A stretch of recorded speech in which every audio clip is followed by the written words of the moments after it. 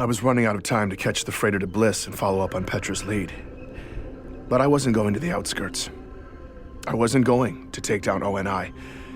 I was going to sit here, in between the floor joists of my old bedroom, and let all those loose bits of silica glass poke through my clothes and scratch up my skin. At this point, I didn't care. The room I used to sleep in didn't even have a floor anymore. The night was pouring in over my shoulders, and no matter how hard I tried to disappear into my hoodie, the temperature just kept dropping. I never should have come here. They'd evacuated my neighbors, taken all my things, my stash of money, torn everything down to the bone. And they hadn't even left me a hint that I'd ever existed in the first place. ONI could erase anything they wanted to. The truth. I just sat there. It was quiet. When I got a call. Hello, who is this? Ben, you need to get out of there now. They found you. Wait, Pharaoh? Wait, no, how Ben, did you... listen to me. I told you I'd protect you. Now go before it's too late. Protect me? I don't even know who you are. How can I even trust I'm not going anywhere. Damn it, Ben. Have a pity party later. You need to get out of there now. It was already too late. Okay, Ben, listen to me. Ben. Oh, damn it. I could hear them out there through the giant hole where my windows used to be. What the hell? Oh no. I needed to hide. Stay quiet. If they were using biometrics, I needed to slow my heart down too. But I was terrified. And then I froze. ONI was here. And everything became instinct. I flew out of my apartment into the hall. A door. Any door. I picked one, but the plastic sheeting. I stepped too loud. So I retreated and slipped through a door across the hall. Soft feet this time. Moving as fast as I could toward a back bedroom, avoiding the wrinkles on the floor, navigating the silhouettes of draped furniture. Trying to be silent. I curled up beneath a bedroom window and listened. That was my door opening. They were in my apartment. Had I left any evidence? I needed to relax. I breathed and waited. They would systematically scan the building until they found me. And then they were going to stuff me in a bag. I closed my eyes, tried to disappear. The sounds had gotten faint. This was my chance. I could make it to the stairwell, but I had to go now. I went, and 3 strides into the living room, I could hear them coming around. I dropped down out of sight behind a couch. They were right outside. I waited. It was quiet. And then they struck. No. The agents began to overpower me. They were about to put me down when... The agents crumpled to the floor. They were dead. What happened? I tried to clear my eyes so I could see when suddenly I heard one of the agents still alive. And then he wasn't. I saw the shooter emerging from the shadows, snatching up the ONI compads and stepping right up to me. Do you trust me now? Yes, what? Yeah. More agents will be here in 2 minutes. You can wait here to die, or you can get your ass out that window right now. I did what she said. Okay. I just met Pharaoh. I'm Benjamin Giraud. And this is Hunt the Truth.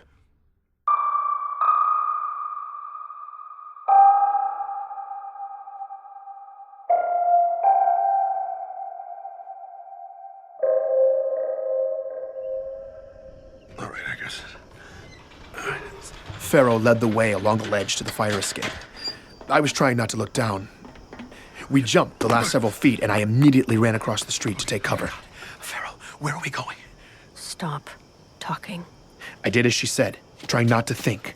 She moved quickly, staying in the shadows. I tried to step where she stepped, but it was hard to keep up. I was almost out of breath by the time she finally ducked into a drainage canal and stopped. I was trying to digest what had just happened. Were those agents even... I don't have time to talk. I only came here to make sure you stay a free man, so I need you to listen carefully. Okay. If they haven't already, Oni's definitely greenlit you now. You need to get off-world. Agents are probably searching the neighborhood as we speak, and they won't stop until you're neutralized. Oh God. Listen to me. We will protect you. Okay. But we're mobilizing in the outer colonies right now. Major pieces are in motion, so everything's on lockdown. You'll have to make it on your own for at least a few more days. We'll give you the resources you need to lay low. She handed me a compad. This is completely untraceable, so use it for whatever you need. It gives you access to a secure account, too. You'll have more than enough credits. What, really? Seriously? Ever since O&I froze my accounts, I hadn't even been able to buy a cup of coffee. And now Pharaoh was giving me a trapdoor out of financial ruin. She'd already saved my life. And now this. This is great. I can't thank you enough. You can access our network of safe houses on there. The protocol's blocked right now, but when the lockdown ends, it'll automatically prompt you. I'll make sure they know to take care of you. Wait. Won't you be there? The move we're planning is dangerous. I'm about to go dark. And this time, it might be permanent. What? Wait, no, what? Why are you taking this much risk? There's no time. The window's closing and the chief is still taking the fall. Your story exposed Oni. The Beagle leaks kind of deep. We had those bastards bleeding. But when the senators didn't bite on our hack, Oni had a chance to recover, so we are going all in while they're still vulnerable. That's why we're on lockdown. The mission's desperate at best, but there's no silver bullet But here. no, there has to be. It's okay, Ben. I'm not afraid to die. What we're doing is so much bigger than me. And I know there will always be people to continue the fight. People like you. O&I was coming after me with everything they had. Pharaoh had saved my life, and now she was prepared to lay down her own. I couldn't lay low. I knew what I had to do. Wait. I may have a silver bullet. I convinced Pharaoh to hold off on her plan for a few more days while I followed up on Petra's lead. I knew whatever I did, with whatever I found there, would have to be big. But if it took making a major impact to keep another one of my friends from dying in the fray. I thanked Pharaoh again. Thank you. Told her I'd see her soon, and we parted ways. I stayed in the shadows and moved quickly across town to the freighter, headed for Bliss. Only stopping once at an old military surplus along the way. I stocked up there, then caught my ride out to deep space. When I arrived, I headed straight for the Office of Mineral Rights. On the ride up, the freighter captain had seemed far more interested in bribery than my aspiring prospector backstory. I was hoping the claims coordinator would be equally pragmatic. Mr. Jared, an entrepreneur diversifying into silicates does not usually hop on a deep space freighter to walk the glass troughs. I like your gumption, but I'd love to show you some of these projected yields. Actually, I already have a plot in mind. After negotiating transport up here, I understood better what the industry considered acceptable compensation. And with all the haggard men outside holding gold-plated compads, I figured the man who issued the permits would have me plundering Pharaoh's account. So, 75,000 credits later, I had access, nav, and full gear. He seemed alarmed, though, when I refused an escort. That's 4 clicks from here. And beyond that periphery, it's a hard slog through raw glass. Some of those formations will stab through bone. I just signed the waivers. To his credit, he offered me some parting advice, free of charge. The wind really kicks up out there, and the particulate's been extremely rough. We've had to close the shutters twice in the past week. So, if you hear that alarm, you get to cover, okay? Otherwise, it'll tear your skin off. Thanks. Appreciate it. On the outskirts of the settlement, the horizon seemed to be all quarries. When I reached the periphery, though, open pit operations stopped abruptly, and I saw the real glassed planet. A daunting, chaotic sea of shapes and textures. Black, brittle swelling and troughing without end, scattered with the skeletons of melted buildings. The terrain was brutal, repeatedly slowing my trek to a crawl, picking through fields of jutting glass. The climate was killing me too. Constant thirst, despite constant water breaks. My skin felt like it was cracking beneath my soot-caked gear. And after choking on a mouthful of dust, I'd been breathing on the respirator for the past hour. Occasional desert plants pushed through the cracks, bright blue or blood red. But aside from the crows stalking the settlement's landfill, that was the only non-human life I'd seen. It was all that fine ash. 32 years later, still suspended in the atmosphere, it precluded thriving life. as it painted the surreal sky above, constantly shifting with the erratic winds. Gorgeous streaks to diseased palls. I had been making relatively good time when a cloud of dense ash suddenly descended. I stopped. I was totally blind. I didn't want to take a step. A lethal fall seemed far too possible. I checked the nav. Only 1,200 feet to go. I was debating whether or not to wait out the fog when it suddenly lifted. It was beautiful for a moment. When a low, rising growl snapped me out of that reverie. The storm siren. I pulled up the nav and started moving as fast as I could. Sudden pockets of cold, hot, then cold again. The wind whipping sharply back and forth, bits of sand spraying against me. But I didn't see anything. Behind me, everything was calm. In front, the sky above the mountains were perfectly clear. Where was the storm? I looked down at the nav. Oh, only a few hundred feet to go. Ahead, I saw the ruins of a huge complex. I'd be there in no time. But then I realized it. Those weren't mountains. A black wall was coming from the horizon, and it was coming right at me. I flat out sprinted. The storm was closing in. It was the color of night and impossibly tall. I got to the ping on the map. The structure had been leveled. There was nowhere to go, and the sand was flying faster, stinging my cheeks. I looked around desperately, trying to shield my face. There was a massive collapsed section up ahead. I scurried over, bits of glass starting to spray against the debris, like tinkling wind chimes. The glass was stinging through my clothes. I half climbed, half slid down the waves that oozed and sloped to the pit, slicing my leg on the way down. The sound was deafening. I had to get in now. I started tugging at a split in the collapsed floor. The storm blasted harder, my skin on fire. I made one last push. The glazing shattered, and I slid in as the wall of glass exploded overhead, and I plunged into the darkness. I laid there for a bit, before pulling off the respirator. My skin was stinging all over.